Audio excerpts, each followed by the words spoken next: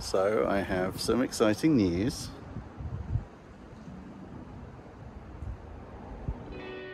We start generating. It got really cold and disaster struck.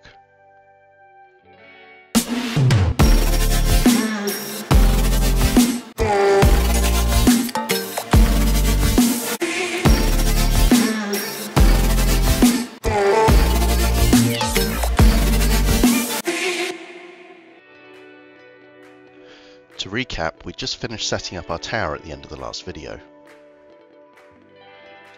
So the first job was to remove the guy lines and drop the tower back down.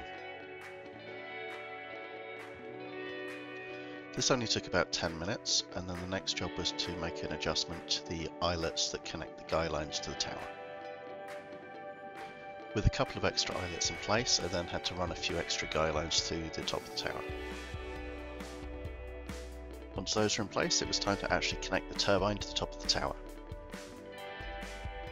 This was not very easy on my own due to the fact that it weighs about 35 kilograms. Once the turbine was successfully secured, it was then time to start connecting the cable to the side of the tower. Two cables were required, one for power and one for grounding. The ground cable would run to an earth spike below the tower. I secured it with zip ties and then terminated the earthing cable. This was bolted to the base of the wind turbine. And that was the wiring at the top of the tower complete.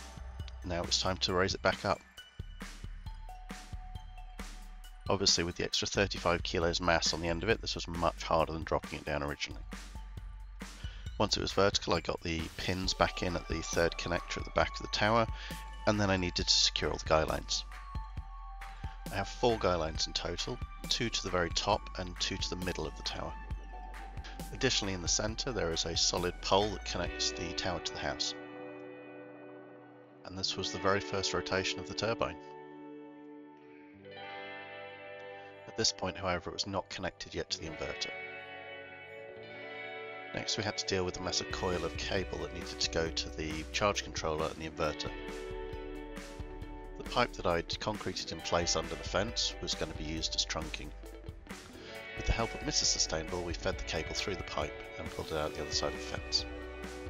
The plan was to run the cable along the fence line, up the side of the workshop, under the eaves, above the door, and down into the inverter. Anyone that's dealt with armoured cable before knows that it's not particularly flexible, so many cable clips were required in order to run this in the right place. Moving back into the workshop, it's time to connect it up to the charge controller. This was as simple as just connecting the 3 power cables to the 3-phase input. I then turned on the charge controller and checked to see whether we were getting any energy. And look at that, we were generating about 20 volts with just a few meters per second of wind speed.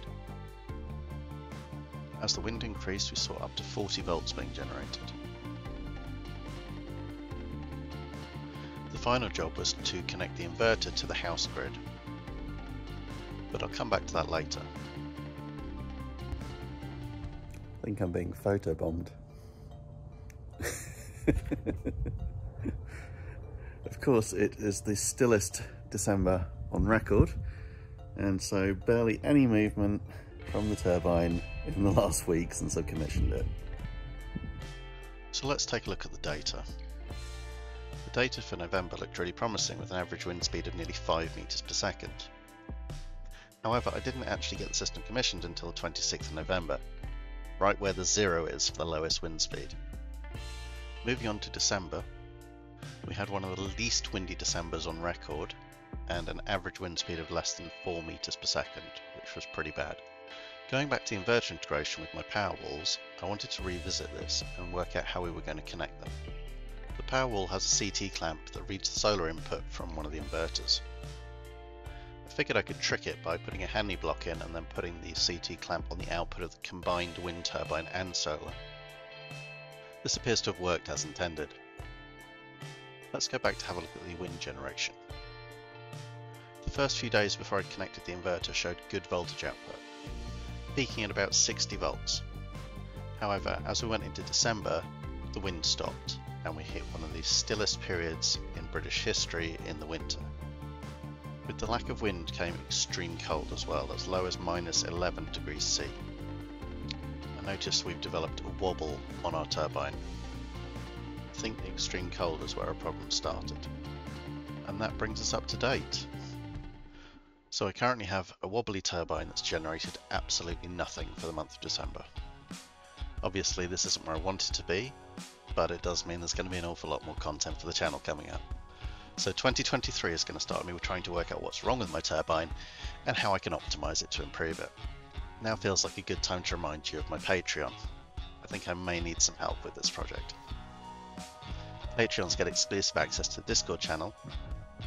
In Discord we have discussions on everything from wind turbines to solar energy to batteries to esports. As always, please like and subscribe to the channel, and please share the video. If you've got any ideas on how I can improve this setup, please let me know in the comments below. Happy 2023, and I'll see you in the next one.